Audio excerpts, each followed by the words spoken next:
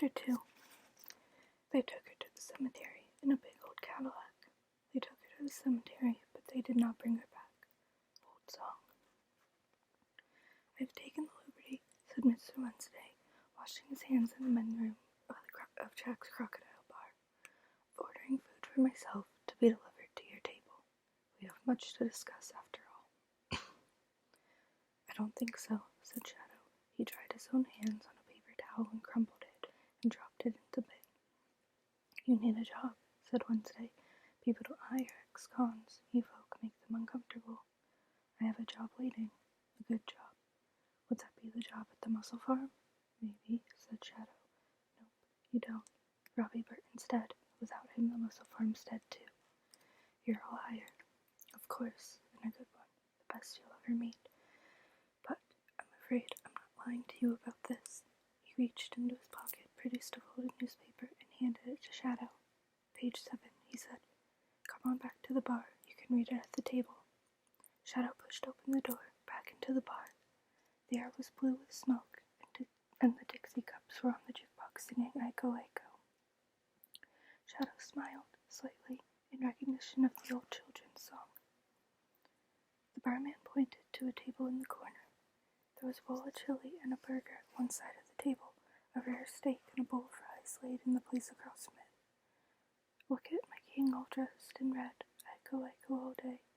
I'll bet you $5 he'll kill you dead. Giacomo Finone.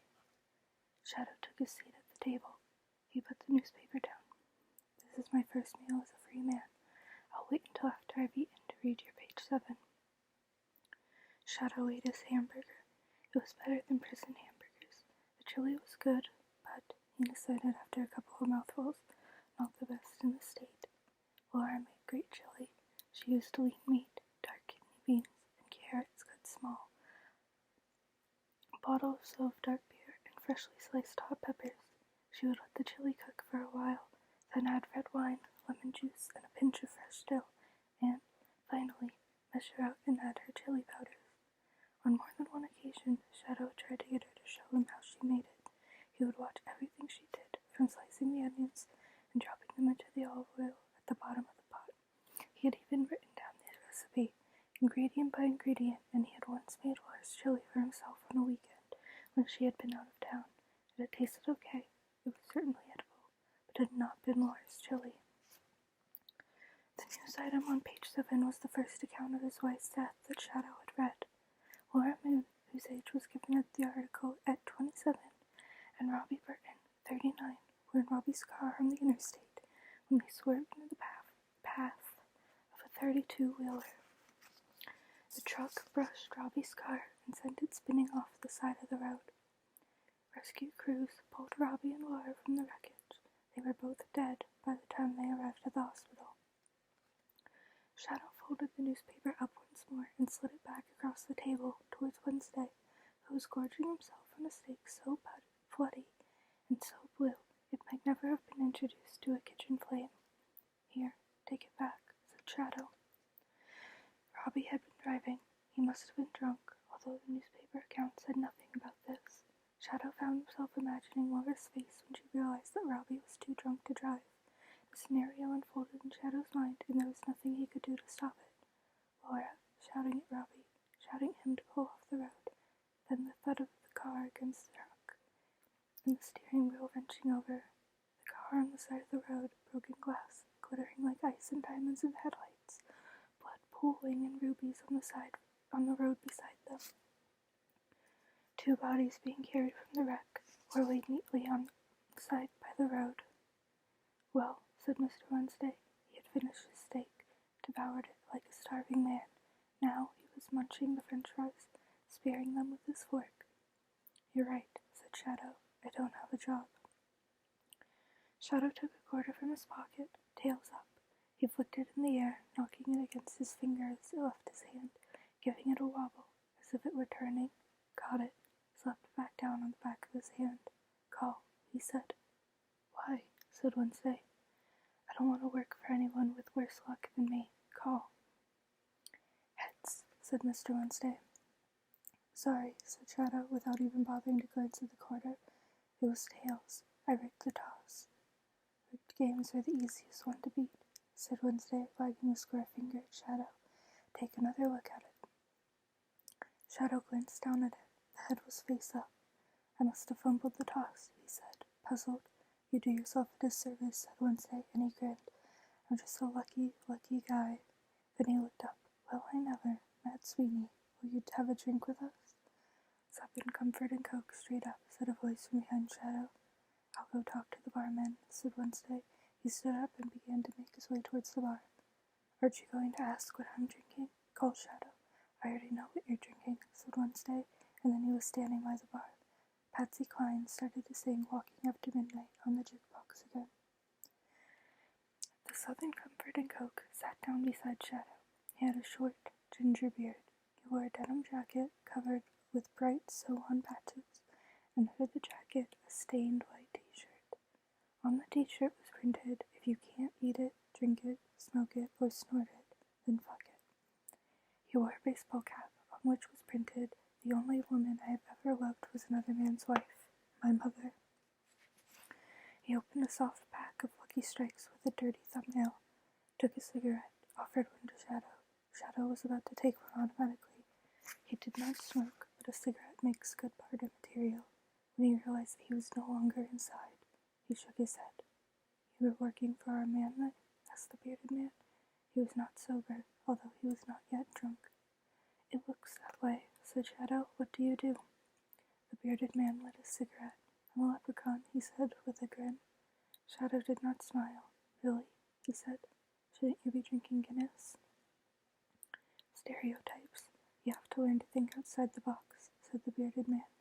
"There's a lot more to Ireland than Guinness." "You don't have an Irish accent." "I've been over here too fucking long."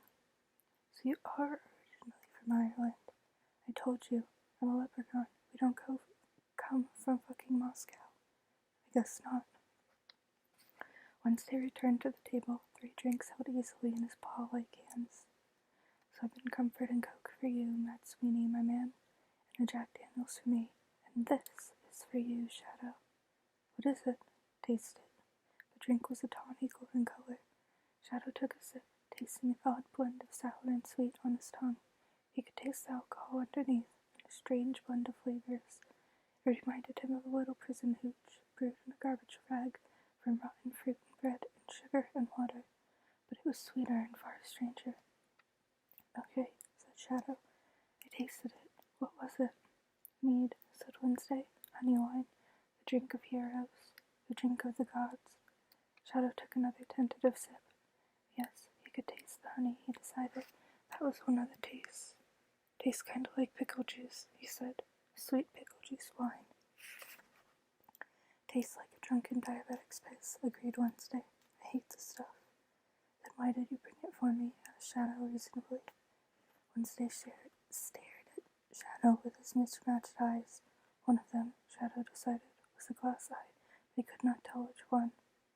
"I brought you mead to drink because it's traditional, and right now we need all the tradition we can get. It seals our bargain." "We haven't made a bargain." "Sure we have. You work for me now. You protect me. You transport me from place to place. You run errands. In an emergency, but only in an emergency, you hurt people who need to be hurt. In the unlikely event of my death, you will hold my vigil, and in return, I shall make sure that your needs are adequately taken care of." "He's hustling you," said Matt Sweeney, rubbing his bristly ginger beard. "He's a hustler." "Damn straight I'm a hustler," said Wednesday. "That's why I need someone to look out for my best interests." The song on the jukebox ended, and for a moment the bar fell quiet, every conversation had a lull. "Someone once told me you can only get those everybody shuts up at once moments at 20 past or 22 the hour.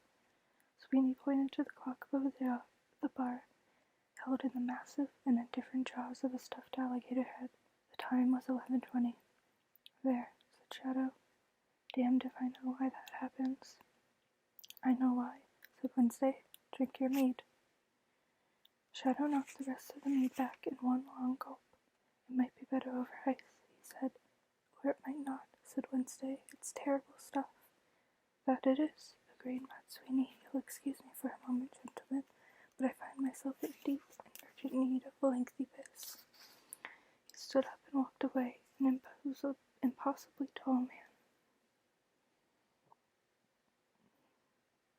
meant to be almost 7 feet tall, decided Shadow.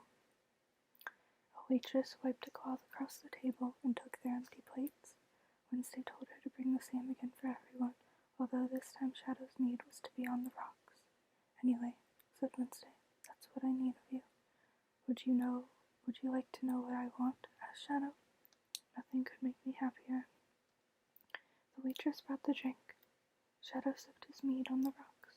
The ice did not help. If anything, it sharpened the sourness and made the taste linger in the mouth after the mead was swallowed. However, Shadow consoled himself. It did not taste particularly alcoholic. He was not ready to be drunk. Not yet. Okay, said Shadow, my life, which for 3 years has been a long way from being the greatest life there's ever been, just took a distinct and sudden turn for the worse. Now, there are a few things I need to do. I want to go up to Laura's funeral. I want to say goodbye. I should wind up her stuff. If you still need me, I want to start at $500 a week. The figure was a stab in the dark. Wednesday's eyes revealed nothing. If we're happy working together, in 6 months' time, you raise it to $1,000 a week. He paused. It was the longest speech he'd made in years. You say you may need people to be hurt. Well, I'll hurt people if they're trying to hurt you, but I don't hurt people for fun or for profit. I won't go back to prison. Once was enough. You won't have to, said Wednesday. No, said Shadow, I won't. He finished the last of the mead. He wondered, suddenly, somewhere in the back of his head, whether the mead was responsible for loosening his tongue, but the words were coming out of him like water spraying from a broken fire hydrant in summer, and he could not have stopped them if he tried. I don't like you, Mr. Wednesday, or whatever your real name may be. We are not friends. I do not know how you got off that plane without me seeing you, or how you trailed me here, but I'm at a loose end right now. When we're done, I'll be gone, and if you piss me off, I'll be gone too. Until then, I'll work for you. Very good, said Wednesday. Then we have a compact, and we are agreed. What the hell, said Shadow. Across the room, Mad Sweeney was feeding quarters into the jukebox.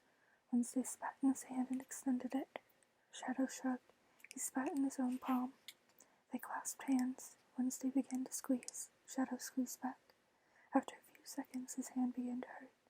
Wednesday held the grip a little longer, then he let go. Good, he said. Good. Very good. So, one last glass of evil, vile fucking mead to seal our deal, and then we are done. It'll be a Southern Comfort and Coke for me, said Sweeney, lurching back from the jukebox. The jukebox began to play the Velvet Underground's Who Loves the Sun. Shadow thought it was a strange song to find on the jukebox. It seemed very unlikely, but then this whole evening had become increasingly unlikely. Shadow took the quarter he had used for the coin toss from the table, enjoying the sensation of a freshly milled coin against his finger, producing it in his right hand between the forefinger and thumb. He appeared to take it into his left hand in one smooth movement, while casually finger palming it. He closed his left hand on the imaginary corner. Then he took his second quarter in his right hand, between finger and thumb, and, as he pretended to drop that coin in the left hand, he let the palmed corner fall into his right hand, striking the corner he held there on the way. The chink confirmed the illusion that both coins were in his left hand, while they were now both safely held in his right. Coin tricks, is it? Said Sweeney, his chin raising, his scruffy beard bristling. Why, if it's coin tricks we're doing, watch this. He took an empty glass from the table, then he reached out and took a large coin, golden and shining, from the air. He dropped it into the glass. He took another gold coin from the air and tossed it into the glass where it clinked against the first. He took a coin from the candle flame of a candle on the wall, another from his beard, a third from Shadow's empty left hand, and dropped them, one by one, into the glass. Then he curled his fingers over the glass and blew hard, and several more gold coins dropped into the glass from his hand. He tipped the glass of sticky coins into his jacket pocket, and then tapped the pocket to show, unmistakably, that it was empty. There, he said, that's a coin trick for you. Shadow, who had been watching closely, put his head on one side. I need to know how you did it. I did it, said Sweeney, with the air of one confiding a huge secret, with panache and style. That's how I did it. He laughed, silently. barking on his heels, his gappy teeth bared. Yes, said Shadow, that is how you did it. You've got to teach me. All the way of doing the Mrs. Dream that I've read, you'd be hiding the coins in the hand that holds the glass, and dropping them in while you produce and vanish the coins in your right hand. Sounds like a hell of a lot of work to me, said Mad Sweeney. It's easier just to pick them out of the air. Wednesday said, Mead for you, Shadow. I'll stick with Mr. Jack Daniels, and for the freeloading Irishman, bottled beer, something dark for preference, said Sweeney. Freeloader, is it? He picked up what was left of his drink and raised it to Wednesday in a toast. May the storm pass over us and leave us hale and unharmed, he said, and knocked the drink back. A fine toast, said Wednesday, but it won't. Another mead was placed in front of Shadow. Do I have to drink this? I'm afraid you do. It seals our deal. 3 times the charm, eh? Shit, said Shadow. He swallowed the mead in 2 large gulps. The pickled honey taste filled his mouth. There, said Mr. Wednesday, you're my man now. So, said Sweeney, you want to know the trick of how it's done? Yes, said Shadow. Were you loading them into your sleeve? They were never in my sleeve, said Sweeney. He chortled to himself, rocking and bouncing as if he were a lanky bearded volcano, prepared to erupt with delight at his own brilliance. It's the simplest trick in the world. I'll fight you for it. Shadow shook his head. I'll pass. Now there's the fine thing, said Sweeney to the room. Old Wednesday gets himself a bodyguard, and the fellow's too scared to even put up his fists. I won't fight you, agreed Shadow. Sweeney swayed and sweated. He fiddled with the beak of his baseball cap, and then he pulled one of his coins out of the air and placed it on the table. Real gold, if you were wondering, said Sweeney. Win or lose, and you'll lose. It's yours if you fight me. A big fellow like you, who'd have thought you'd be a fucking coward. He's already said he won't fight you, said Wednesday.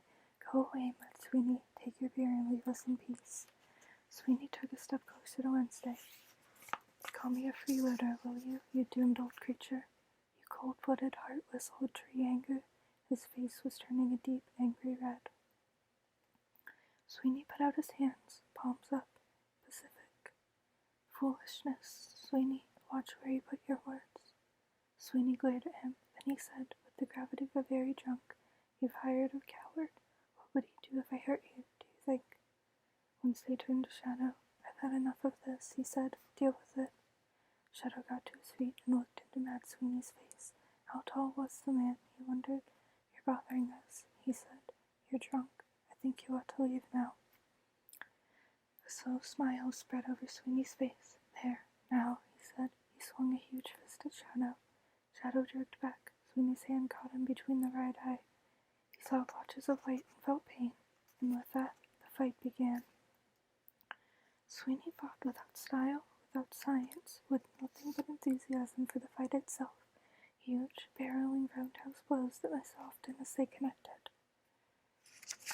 Shadow fought defensively, carefully, blocking Sweeney's blows or avoiding them. He became very aware of the audience around them. Tables were pulled out of the way with protesting groans, making a space for the men to spar. Shadow was aware of all the times Shadow was aware at all times of Wednesday's eyes upon him, of Wednesday's humorless grin. It was a test, that was obvious, but what kind of test? In prison, Shadow had learned there were 2 kinds of fights. Don't fuck with me fights, where you made it as showy as impressive as you could, and private fights, real fights, which were fast and hard and nasty and always over in seconds. Hey, Sweeney, said Shadow, breathless, why are we fighting? For the joy of it, said Sweeney, sober now, or at least no longer visibly drunk. The sheer, unholy fucking delight of it. Can't you feel the joy in your own veins, rising like the sap in the springtime? His lip was bleeding. So was Shadow's knuckle. So how'd you do the coin production? Said Shadow. He swayed back and twisted, took a blow on his shoulder, and petted by the face. I told you how I did it when we first spoke, grunted Sweeney, but there's none so blind. Ow, good one, as those who will not listen.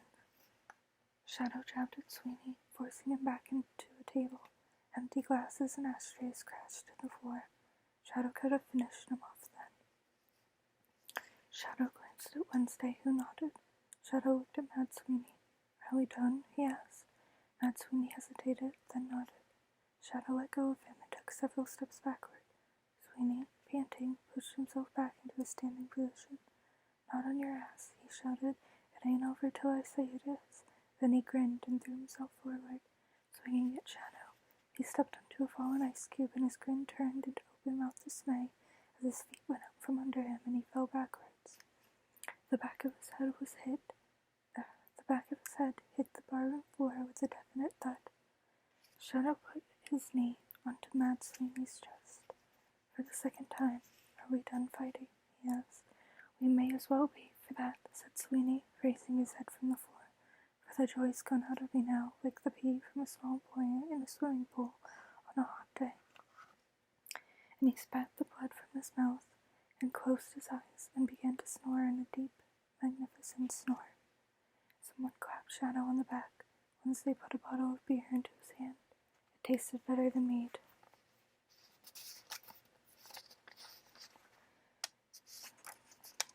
Shadow woke up stretched out on the back of the sedan.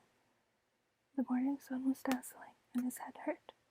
He sat up awkwardly, rubbing his eyes. Wednesday was driving. He was humming tunelessly as he drove.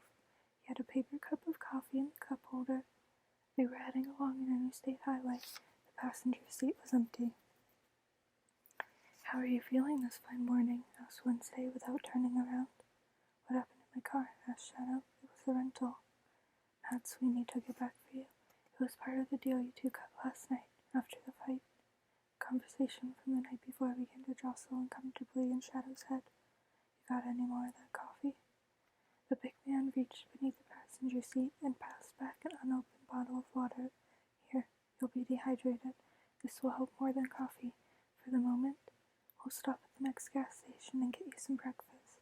You'll need to clean yourself up, too. You look like something the goat dragged in." "Cat dragged in," said Shadow. "Goat," said Wednesday. "Huge, rank, stinking goat with big teeth." Shadow unscrewed the top of the water and drank. Something clinked heavily in his jacket pocket. He put his hand in the pocket and pulled out a coin the size of a $50. It was heavy and a deep yellow color. In the gas station, Shadow bought a clean you up kit, which contained a razor, a packet of shaving cream, a comb, and a disposable toothbrush packed with a tiny tube of toothpaste. Then he walked into the men's restroom and looked himself in the mirror. He had a bruise under one eye. When he prodded it experimentally with one finger, he found it hurt deeply, and a swollen lower lip. Shadow washed his face with the men's room's liquid soap. Then he gathered his face and shaved. He cleaned his teeth. He let his hair and combed it back. He still looked rough. He wondered what Laura would say when she saw him, and then he remembered that Laura wouldn't say anything ever again, and he saw his face in the mirror tremble, but only for a moment. He went out. "I look like shit," said Shadow. "Of course you do," agreed Wednesday. Wednesday took an assortment of snack foods up to the cash register and paid for that and their gas, changing his mind twice about whether he was doing it with plastic or with cash, to the irritation of the gum-chewing young lady behind the till. Shadow watched as Wednesday became increasingly flustered and apologetic. He seemed very old, suddenly. The girl gave him his cash back and put the cartridges on the card, and then gave him the card receipt and took his cash, then returned the cash and took a different card. Wednesday was obviously on the verge of tears, an old man made helpless by the irreplaceable plastic march of the modern world. They walked out of the warm gas station, and their breaths steamed in the air. On the road once more, browning grass meadows slipped past on each side of them. The trees were leafless and dead. Two blackbirds stared at them from a telegraph wire. "Hey, Wednesday." "What?" "The way I saw it in there, you never paid for the gas." "Oh?" "The way I saw it, she wound up paying you for the privilege of having you in her gas station. You think she's figured it out yet?" "She never will." "So what are you, a two-bit con artist?" Wednesday nodded. "Yes," he said, "I suppose I am, among other things." He swung out onto the left lane to pass a truck. The sky was bleak and uniform gray. "It's going to snow," said Shadow. "Yes." "Sweeney, did he actually show me how he did that trick with the gold coins?" Oh, yes. I can't remember. It'll come back. It was a long night. Several small snowflakes brushed the windshield, melting in seconds. Your wife's body is on display at Wendell's funeral parlor at the present, said Wednesday. Then after lunch they will take her from there to the graveyard for the interment. How do you know? I called ahead while you were in the John. You know where Wendell's funeral parlor is? Shadow nodded. The snowflakes whirled into seat in front of them. This is our exit, said Shadow. The car stole off in the interstate and past the cluster of motels to the north of Eagle Point. 3 years had passed. Yes, there were more stoplights, unfamiliar storefronts. Shadow asked Wednesday to slow as they drove past the mussel farm. Closed indefinitely, said the hand-lettered sign on the door, due to bereavement.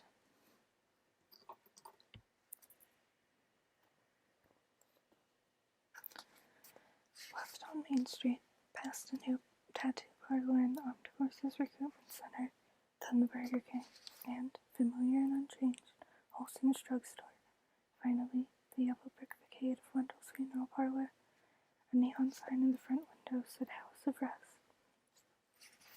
Blank tombstones stood unchristened and uncarved in the window beneath the sign.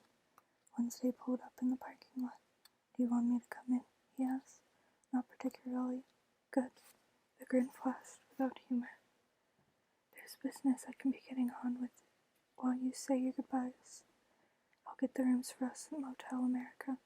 Meet me there when you're done. Shadow got out of the car and watched it pull away. Then he walked in. The dimly lit corridor smelled of flowers and a furniture polish, with just the slightest stain of formaldehyde. At the far end was the Chapel of Rest.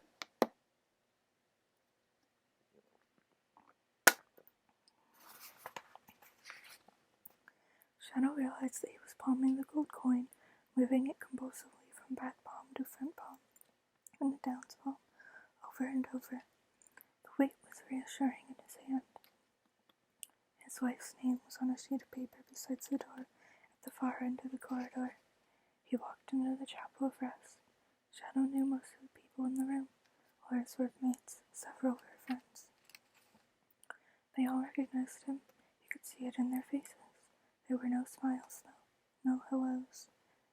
At the end of the room was a small dais, and on it a cream-colored casket with several displays of flowers arranged about it, scarlets and yellows and whites and deep, bloody purples. He took a step forward. He could see Laura's body from where he was standing. He did not want to walk forward. He did not dare walk away. A man in a dark suit, Shadow guessed he worked at the funeral home, said, Sir, would you like to sign the condolence and remembrance book? And pointed him to a weather-bound book open on the small lectern. He wrote Shadow and the date of his precise handwriting. And then he slowly wrote Puppy beside it, putting off walking towards the end of the room where people were, and the casket, and the thing in the green casket that was no longer Laura. A small woman walked in through the door and hesitated. Her hair was a coppery red, and her clothes were expensive and very black. Widow's weeds, thought Shadow. Who knew her well? Audrey Burton, Robbie's wife. Audrey was holding a sprig of violets wrapped at the base with silver foil. It was the kind of thing a child would make in June, thought Shadow, but violets were out of season. She walked across the room to Laura's casket. Shadow followed her.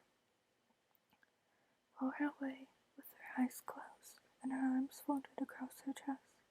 She wore a conservative blue suit he did not recognize.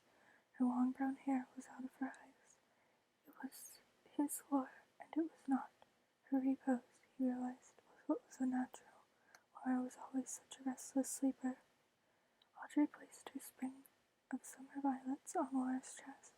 Then she worked her mouth for a moment and spat hard on Laura's dead face. The spit caught Laura on the cheek and began to drip down towards her ear. Audrey was already walking toward the door.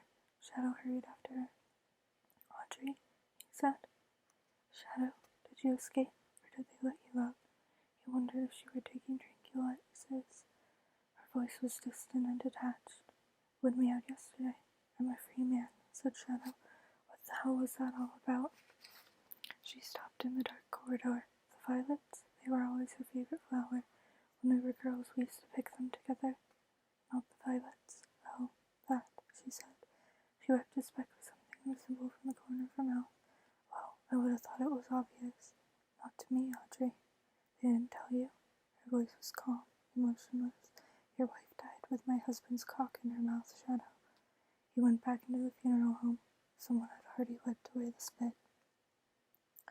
After lunch, Shadow ate at Burger King, was the burial. Laura's cream-colored coffin was interred into the small, non-denominational cemetery on the edge of town, unfenced, a hilly woodland meadow filled with black granite and white marble headstones. He rode to the cemetery and went to service with Laura's mother. Mrs. McCabe seemed to feel that Laura's death was Shadow's fault. If you'd been here, she said, this never would have happened. I don't know why she married you. I told her, time and again I told her, but they don't listen to their mothers, do they? She stopped, looked more closely at Shadow's face. Have you been fighting? Yes, he said. Barbarian, she said, and then she set her mouth, raised her head so her chins quivered, and stared straight ahead of her. To Shadow's surprise, Audrey Burton was also at the funeral, standing toward the back. The short service ended, the casket was lowered into the cold ground, the people went away. Shadow did not leave. He stood there with his hands in his pockets, shivering, staring at the hole in the ground. Above him the sky was iron gray, featureless and flat as a mirror. It continued to snow, erratically, in ghost-like tumbling flakes. There was something he wanted to say to Laura, and he was prepared to wait until he knew what it was. The world slowly began to lose light and color.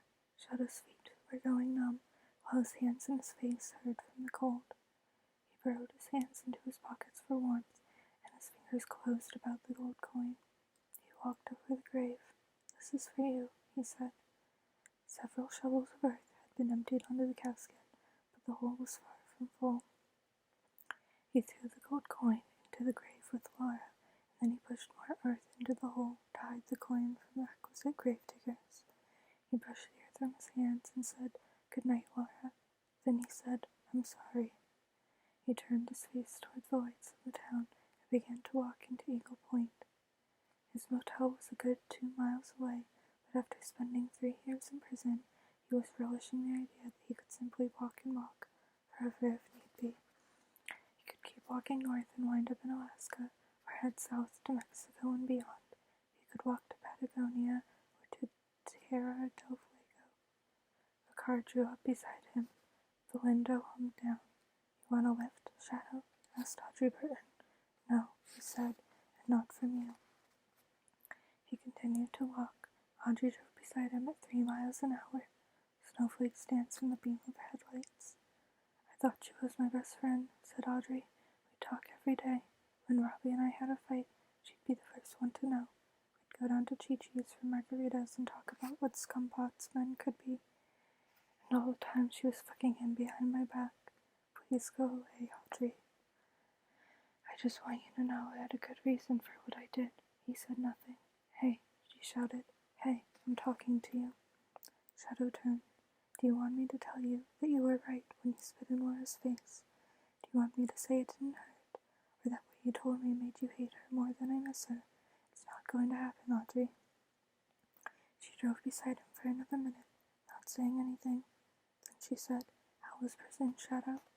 "It was fine," said Shadow. "You would have felt right at home." She put her foot down on the gas then, making the engine roar, and drove on and away. With the headlights gone, the world was dark. Twilight faded into night. Shadow kept expecting the act of walking to warm him, to spread warmth through his icy hands and feet. It didn't happen. Back in prison, low-key Eli Smith had once referred to the little prison cemetery out behind the infirmary as the Lone Orchard, and the image had taken root in Shadow's mind. That night he had dreamed of an orchard under the moonlight, of the skeletal white trees, their branches ending in bony hands, their roots going deep down into the graves. There was fruit that grew upon the trees in the bone orchard in his dream, and there was something very disturbing about the fruit in the dream, but upon waking, he could no longer remember what strange fruit grew on the trees, nor why he found it so repellent. Cars passed him. Shadow wished that there was a sidewalk. He tripped on something that he could not see in the dark and sprawled into a ditch on the side of the road, his right hand sinking into several inches of cold mud. He climbed to his feet and wiped his hands on the leg of his pants. He stood there awkwardly. He had only enough time to observe that there was someone beside him before something wet was forced over his nose and mouth, and he tasted harsh chemical fumes. This time, the ditch seemed warm and comforting.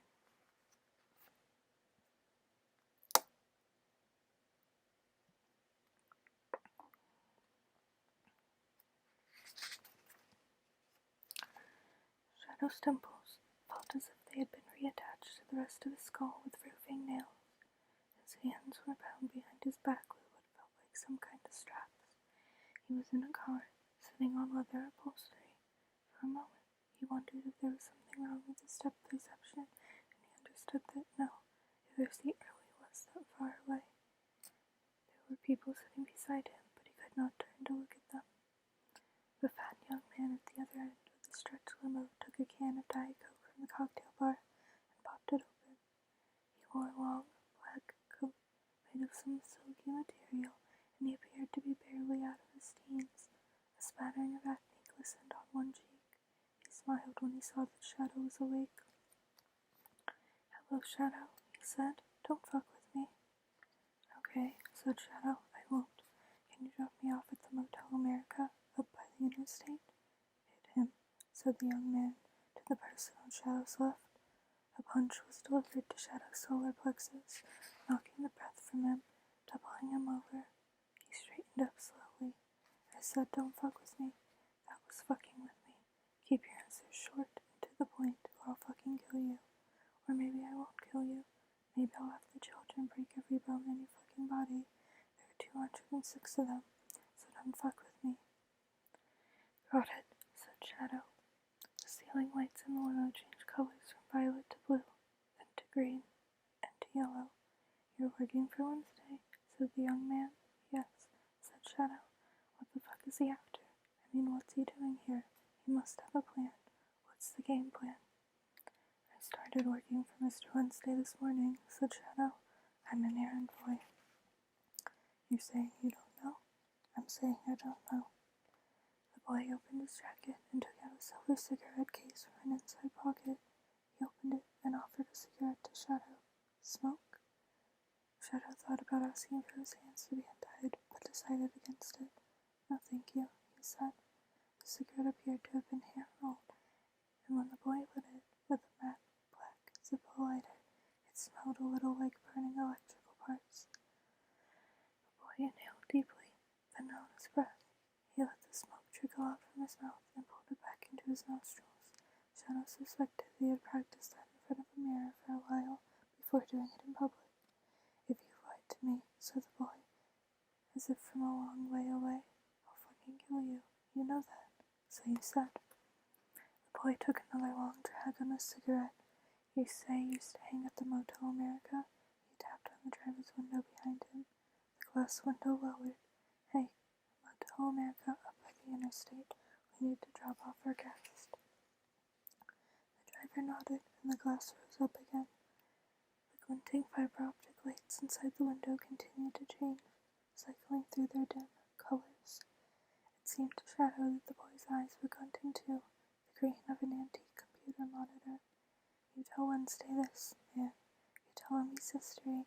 He's forgotten. He's old. Tell him that we are the future, and we don't give a fuck about him or anyone like him. He has been consigned to the dumpster of history, while people like me ride our limos down the superhighway of tomorrow." "I'll tell him," said Shadow. He was beginning to feel lightheaded. He hoped that he was not going to be sick. "Tell him that we have a fucking reprogrammed reality. Tell him that language is a virus, and that religion is an operating system, and that prayers are just so much fucking spam. Tell him that, or I'll fucking kill you," said the young man mildly from the smoke. "Got it," said Shadow.